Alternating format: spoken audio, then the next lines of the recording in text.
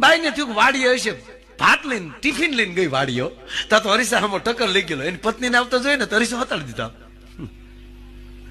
એની પત્નીને થયું મારું એક સુપાયું. જમવા બેસાડી, વાતવે વળગાડી, ધીમેક દિન એની પત્નીએ પછેડી ખેંચી લીધી અને ખોલ્યું તો અંદરથી અરીસો. એને કોઈ દી નહોતો જોયો. એ અરીસા સામું જોઈને કે મારો રોયો ઘેરે છે નો આવે, બીજી બાઈ લાવ્યો.